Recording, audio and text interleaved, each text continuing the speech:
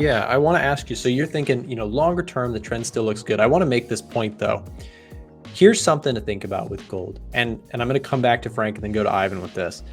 So right now, the markets are kind of celebrating, risk on is celebrating this idea that you have at least until the end of the year. I think that this trend is very confidently why I'm staying so bullish stocks. The economy has seen some meaningful and slowing, and inflation also seems to be normalizing. We're seeing some success in the inflation side. The question, I think the next battleground for bulls and bears is going to be the idea that is the economy going to slow just enough to get us into kind of a healthy range and then stay there? Or is there a scenario in which, yes, the economy is slowing and people are celebrating, but what they don't realize is that all those rate hikes are then going to lead us into economic contraction? And in the case that you get economic contraction, things get really interesting really fast. In fact, a recessionary environment can be very bullish for gold. A deflationary environment can be very good for gold. Now, if you're wondering why that is, it's because that is when the printers go back on, and that is when inflation fears start to ramp up again. So I want to go back to you, Frank, real quick. Do you think, obviously none of us know what that economic data is going to end up being. None of us know if scenario 1 or scenario 2 is going to occur. But think about it from this perspective. It's possible that both scenarios are actually pretty good for gold. If we get scenario number 1 and we see the economy kind of slowing down, but not totally collapsing, and we get the soft landing, the dollar could be weak, and that weakness could attract higher prices for gold. And scenario number 2 could actually be more bullish for gold. If you get an environment where the economy, yes, it slows, but then it slows way further than what people are thinking it will. And that's where we enter into potentially a deflationary environment. Now, of course, I'm speculating here wildly because none of us know what this economy is going to do. The economy is an inherently incredibly difficult thing to predict. But my point here is that both scenarios, I think actually gold could look pretty attractive. What do you think, Frank? And I'll come back to Ivan with the same concept. Well, I think you're right, but I think the likely option we have here is, just based on what we've seen, is inflation is not going as quickly as we initially thought to the downside. So even though it is declining, I think it's likely to continue at least to the target where they're looking at 2%. I don't necessarily think that it's going to be a deflationary environment where we get inflation well under our target.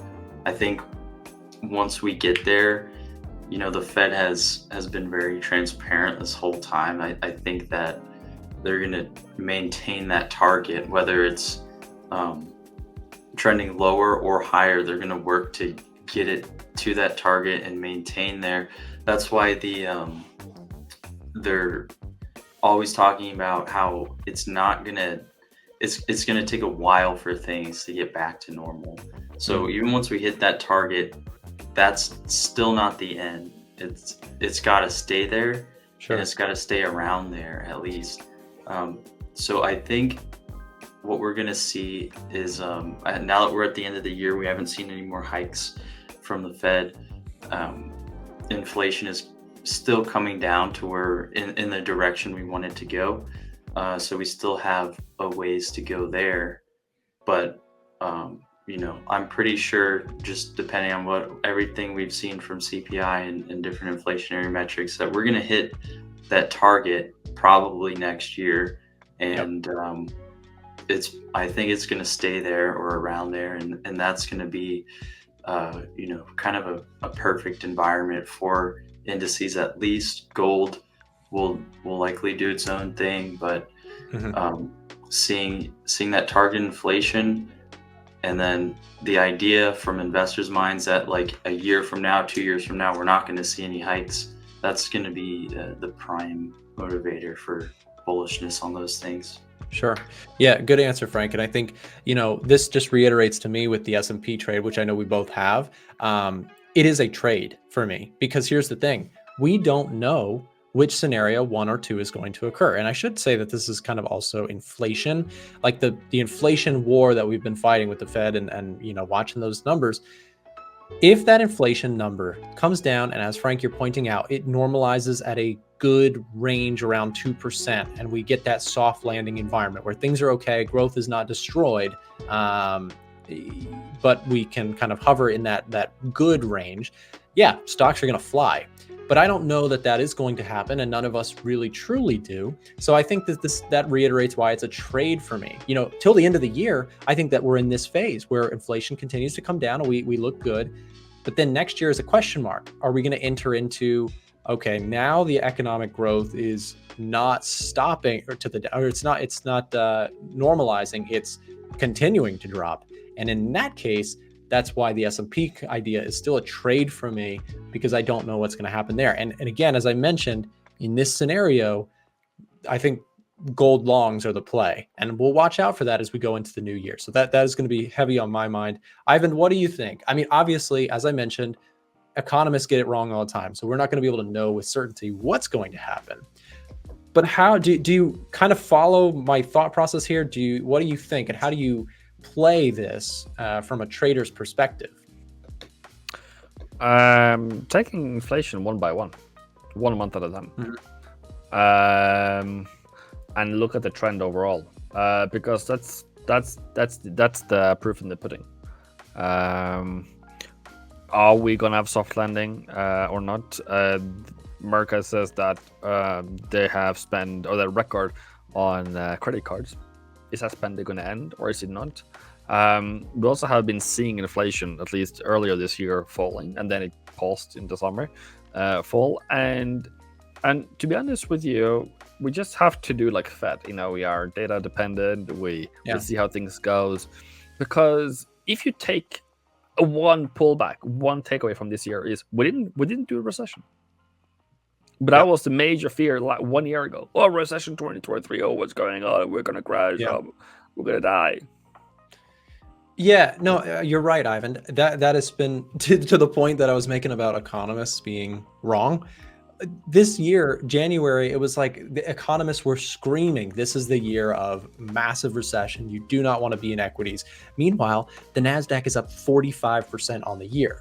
So again, this is why trading is hard. This is why investing is hard. This is why, you know, people in the audience who have been here with us for a while, you know, we are in here every day doing the work, because this stuff is inherently very difficult to predict. There is, you know, conflicting viewpoints from the smartest and best traders in the world speaking on, you know, panels all over the world. There's a reason why this stuff's hard. It's because markets are not that predictable. But I like your point, Ivan, and I'm with you totally. Watch the trend that's unfolding in front of us. We are in this phase, and that is again why, reiterating my point with the S&P trade, it is a trade. It is not a, you know, I'm just full blown, you know, predicting that this is going to happen. Although this would be great for my idea, staying long indices and we get that soft landing. I think it's a good point. You know, be data dependent, as the Fed has said. We don't know. They don't know what's going to happen, so we can't assume we do either. So I like your point. I think that's really, really important. You know, take the new year when the new year gets here, and we'll be back on the streams covering it as always. So Ivan and Frank, thank you both for coming on. And as mentioned earlier by Ivan, he does coaching webinars within the group. If you would like to be in a smaller group setting where you can ask questions and work with someone who's been doing this for a long time, Ivan does that inside of our Discord community. If you would like to join that, it is our Black Friday sale going on right now. You can join by using the link in the chat right now. Sign up, shoot us a message. We'll get you set up with a membership inside of the group so you can learn with Ivan, learn with Frank and I. All three of us are inside of the Discord each and every day. And last thing I will say about that is you can also find Ivan's own YouTube channel, and you can send him a direct message on his own Telegrams, Discords, all that stuff if you're inside of the Discord as well. So he's got some one-on-one coaching webinars or mentorship programs that he also offers. Frank, Ivan, thank you both for being here. Again, we've got a busy couple months as we watch for this trend to either prove one way or the other. And of course, we'll be here for the audience to give them our takes. So thank you both for coming on. If you're looking to improve as a trader, we've got some cool free resources here that I wanted to share as we close today's video. Down below in the description, there is a link to join our Discord channel or our Telegram channel. And we also have our website, a1trading.com, where traders can get access to free course material to help you improve as a trader. Remember, we are also live Monday through Friday on this channel around 9:30 a.m. US Eastern, broadcasting most live news events and that sort of thing. So hope to see you there. And also, we do have a couple videos here showing up on the screen. If either of these seems like it might be helpful to you, then make sure to click here or here, and we'll see you there.